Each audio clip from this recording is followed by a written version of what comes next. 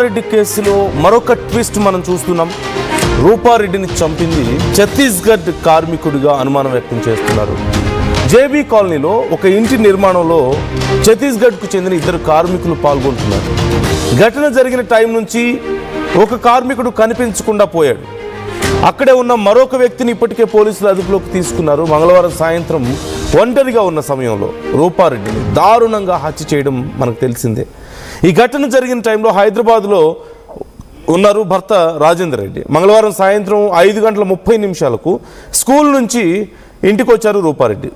20 నిమిషాల ముందే ఒక వ్యక్తి రూపారెడ్డి ఇంటి ముందు అనుమానాస్పదంగా తిరిగినట్లుగా సీసీ ఫోటేజ్లో గుర్తించారు. 5:41 గోడ దూకి ఇంట్లోకి వెళ్ళాడు నిందితుడు. 20 నిమిషాల వ్యవధిలో రూపారెడ్డిని 27 సార్లు కత్తితో దారుణంగా పొడిచి హత్య చేసి ఆమె బ్యాగులో ఉన్న 2 లక్షల రూపాయలు తీసుకొని 6 గంటల ప్రాంతంలో గోడ దూకి వెళ్ళిపోయినట్లుగా గుర్తించారు. అంటే కేవలం 19 నిమిషాలు అప్రాక్సిమేట్లీ ఆ వ్యవధిలోనే ఈ మొత్తం ఘటన జరిగింది. నిందితుడు రెడ్ కలర్ టీషర్ట్ ధరించినట్లుగా గుర్తించారు. 27 నుంచి 30 ఏళ్ల మధ్య వయసు ఉంటుందంటూ పోలీసులు ప్రాథమికంగా అంచనాకు వచ్చారు. నిందితుడు రెడ్ కలర్ కారులో వెళ్ళాడు అంటూ కూడా పోలీసులు గుర్తించారట. చింత చెట్టు తండా రోడ్లో గ్లౌజెస్ స్వాధీనం చేసుకున్నారు. ప్రస్తుతం పోలీసుల అదుపులో పలువురు అనుమానితులు కూడా ఉన్నారు. ఇప్పుడు ఈ కోణంలో కూడా పోలీసులు విచారిస్తున్నారు. దగ్గరలోనే ఉన్నటువంటి కార్మికులు, ఈ కార్మికుల్లో ఒక అతను ఈ ఘటనకు పాల్పడి ఉండొచ్చు అంటూ అనుమానాన్ని వ్యక్తం చేస్తున్నాడు. ఛత్తీస్గఢ్కి సంబంధించిన వ్యక్తి అని. అక్కడ కన్స్ట్రక్షన్ వర్క్కి వచ్చారు ఒక 2.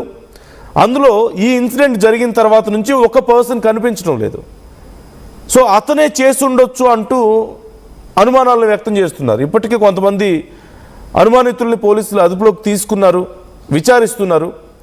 సో ఇప్పటికే మీరు స్క్రీన్లో చూడొచ్చు ఒకసారి. లాంగ్ వ్యూలో ఆ కార్నర్లో మీకు కనిపిస్తుంది, రైట్ సైడ్ విజువల్లో కార్నర్లో లాంగ్ వ్యూలో మీకు కనిపిస్తుంది red colour shirt and black jeans వేసుకొని ఒక పర్సన్ వెళ్ళడం మీకు కనిపిస్తుంది. Red colour shirt, black pant. So అతనే ఈ దారుణానికి ఒడిగట్టాడు అంటూ అంచనా వేస్తున్నారు. చుట్టుపక్కల ఎవరు లేరు, కొంచెం దూరంగా ఉన్నాయి మిగతా ఇళ్ళు. సో గ్యాప్ ఉంది. అండ్ ఫ్రంట్ సైడ్ కెమెరాస్ ఉన్నాయి. కెమెరాస్ కనిపించకుండా వెనక నుంచి గోడ దూకి లోపలికి వచ్చాడంటూ అనుమానిస్తున్నారు. అయితే అక్కడ ఛత్తీస్గఢ్కి చెందిన ఆ కార్మికుడే ఈ దారుణానికి ఒడిగట్టాడు అనే అనుమానం ఇప్పుడు కొంత బలపడుతుంది. అతను కనిపించకుండా పోయాడు, ఒక వ్యక్తి కనిపించకుండా పోయాడు. రెండో వ్యక్తికి ఆ విషయానికి సంబంధించిన సమాచారం పెద్దగా తెలియదు అని చెప్తున్నట్లుగా తెలుస్తుంది. సో ఇద్దరూ కలిసి వచ్చినప్పుడు ఆ రెండో పర్సన్కి సంబంధించిన సమాచారం ఎందుకు తెలియదు? ఖచ్చితంగా తెలియడానికి అవకాశం ఉంటుంది. తెలియకుండా పోయింది, అతను సడన్గా కనిపించడం లేదు, నిజంగానే అతనికి సమాచారం తెలియదు అంటే కొంత అనుమానించాల్సిన వ్యవహారం కనిపిస్తోంది ఇక్కడ. సో మీకు ఎలాంటి అనుమానాలు వస్తున్నాయి ఈ కేసుకు సంబంధించి? ఎందుకంటే ఒకవేళ నిజంగా ఒక కార్మికుడే, అక్కడ పనిచేసుకునే వ్యక్తే గనక ఇలాంటి దారుణానికి ఒడిగడితే ఎందుకు, వాట్ ఈస్ ద మోటివ్ ఇక్కడ అనేది తెలియాల్సి ఉంది. ఎందుకంటే రూపారెడ్డి ఒక స్కూల్ ప్రిన్సిపల్, తన భర్త కూడా ఆ టైంలో ఇంటికి రావాల్సి ఉంది. సో ఇంట్లో ఎవరూ లేని టైం చూసి ఒకవేళ అతను గోడ దూకి లోపలికి వెళ్ళాడే అనుకుందాం. And he must be aware of CC cameras also. So you already know where is CC camera and ఎటువైపు నుంచి వెళ్తే మనం సీసీ కెమెరాలో రికార్డ్ అవుతాం, ఎలా వెళ్తే రికార్డ్ అవ్వకుండా ఉంటాం అనే డీటెయిల్స్ ముందుగానే చెక్ చేసుకున్నాడు అంటూ కనపడుతుంది. అందుకే అతను సీసీ కెమెరాలను అవాయిడ్ చేశాడు. ఇది అనుకోకుండా జరిగిందా, కోఇన్సిడెన్సా అంటే ఖచ్చితంగా అయ్యే ఛాన్స్ కనిపించడం లేదు. రెండవది, ఆ టైంలో రూపారెడ్డి మాత్రమే ఉంటుందని గమనించే వచ్చాడా? అంటే సింగిల్గా ఉంది రూపారెడ్డి అని గమనించాడా అతను? లేకపోతే ఎవరుంటే ఏముంది, ఆ టైంలో ఎవరు లేరు వెళ్ళే టైంకి అని చెప్పేసి ముందు వెళ్ళాడా? లేకపోతే ఎవరైనా వచ్చినా పర్లేదులే అంటే ఇద్దరు వస్తారని వెళ్ళాడా, ఒకరే వస్తారని వెళ్ళాడా? ఇక్కడ చాలా క్వశ్చన్స్ వస్తున్నాయి. ఎందుకంటే ఒకవేళ నిజంగా అతను దొంగతనానికే వస్తే ఏదైనా అలికిడి వినపడితే వెంటనే పారిపోతారు. ఖచ్చితంగా ఫ్రంట్ డోర్ తీసే టైంలో గేట్ తీసినా, మెయిన్ డోర్ తీసినా, అలికిడికి వినపడినా ఎక్కడైనా వెళ్ళి హైడ్ అవుతారు లేదా పారిపోతారు. అలా కాకుండా 27 సార్లు కత్తితో పొడిచి రూపారెడ్డిని హత్య చేశాడు అంటే ఏదైనా ఇంటెన్షన్ ఉందా, ఏదైనా మోటివ్ ఉందా? అఫ్కోర్స్ ఆమె పర్సులో ఉన్న 2 లక్షలు తీసుకుని వెళ్ళిపోయాడు. మరోవైపు జనరలీ 2 లక్షలు క్యారీ చేయరు ఎవరు. ఒకవేళ డబ్బుల కోసమే వస్తే కేవలం పర్సులో ఉన్న 2 లక్షలు మాత్రం ఎందుకు తీసుకుంటాడు? అక్కడున్న బీరువానో సేఫ్ లాకరో ఏదో ఒకటి ఉంటుంది ఇంట్లో, ఇంకా గోల్డ్ డబ్బులు వాటిని కూడా ఖచ్చితంగా తీసుకోవడానికి ట్రై చేస్తాడు.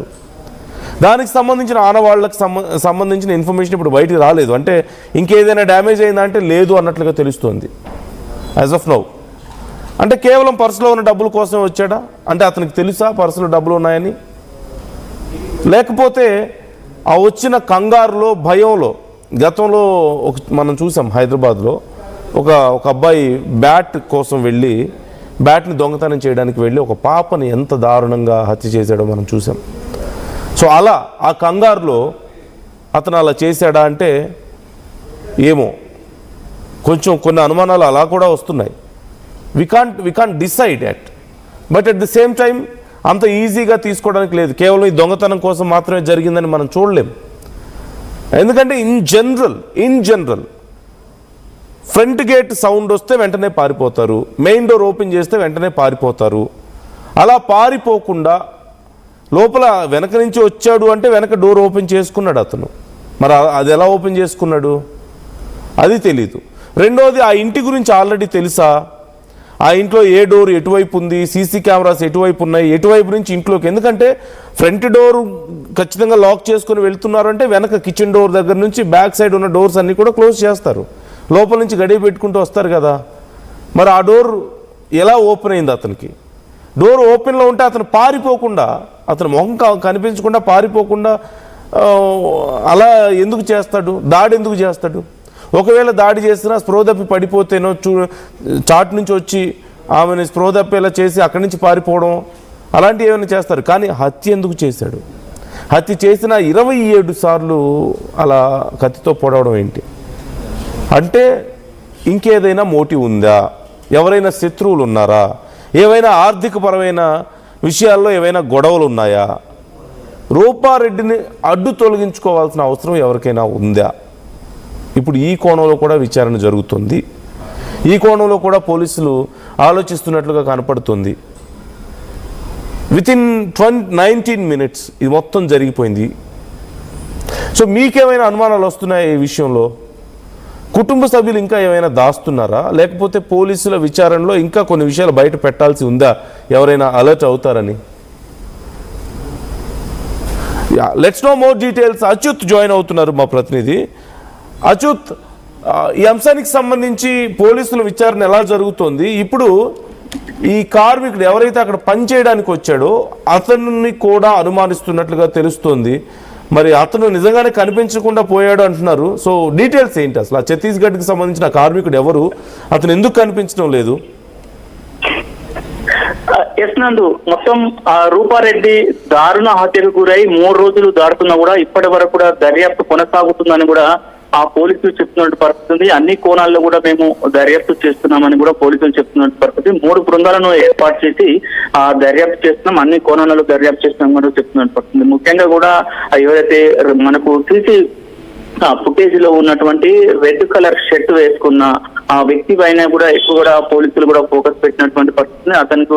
అతన్ని దొరకబట్టేందుకు కూడా గాలింపు చర్యలు చేపడుతున్న పరిస్థితి. మొత్తం కూడా 3 బృందాలు ఏర్పాటు చేశారు. మొత్తం కూడా 3 బృందాల్లో ఒక బృందం మొత్తము టెక్నికల్ ఇష్యూ చూస్తున్నట్టుంది, సీసీ కెమెరాలు, అదే విధంగా కాల్ డేటా చూస్తున్న పరిస్థితి. ఇంకొక బృందం మాత్రము విచారణ చేస్తున్నటువంటి పరిస్థితి కనబడుతుంది. ఇంకొక బృందం మాత్రము వేరే టెక్నికల్ బయట కూడా పూర్తిగా ఎంక్వైరీ చేస్తున్నారు. అయినా కూడా 3 రోజుల నుంచి కూడా పోలీసులు నిద్రాహారాలు మాని కూడా చూస్తున్నా కూడా దర్యాప్తు కొనసాగుతుందని కూడా చెప్తున్న పరిస్థితి ఉంది.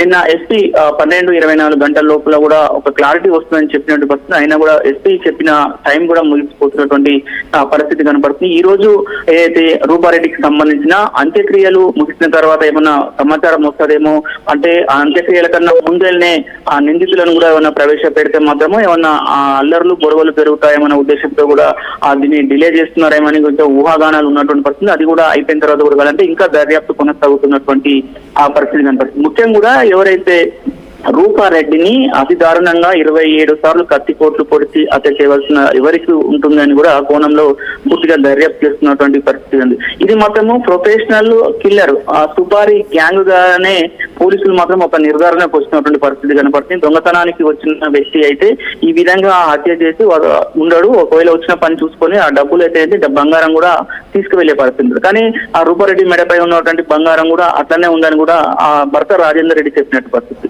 ఈ కోణంలో ఇప్పటికీ ఆ భర్త రాజేందర్ రెడ్డితో పాటు ఆ కొంతమంది కుటుంబ సభ్యులను వాళ్ళని కూడా ఇప్పటికీ పోలీసులు మనం విచారణ చేసినట్టు కూడా తెలుస్తున్నటువంటి పరిస్థితి. ముఖ్యంగా కూడా ఇప్పటికీ సుమారు ఒక 50 నుంచి 60 మందిని కూడా పోలీసులు వివిధ కోణాలలో కూడా ఆ విచారణ చేసినట్టు కూడా మనకు ఒక సమాచారం అందుతున్నట్టు కనపడుతుంది. మొత్తం ఎక్కువ కూడా ఏదైతే ఈ రెడ్ టీ షర్ట్ ఉన్న వ్యక్తి 27 సంవత్సరాలు 25 నుంచి 27 సంవత్సరాల మధ్య ఉన్న సీసీ ఫుటేజ్ రావడం, అతనే ఎక్కువ అనుమానితంగా ఉన్న క్రమంలో అతనిపై కూడా దర్యాప్తు చేస్తున్న పరిస్థితి కనబడుతుంది.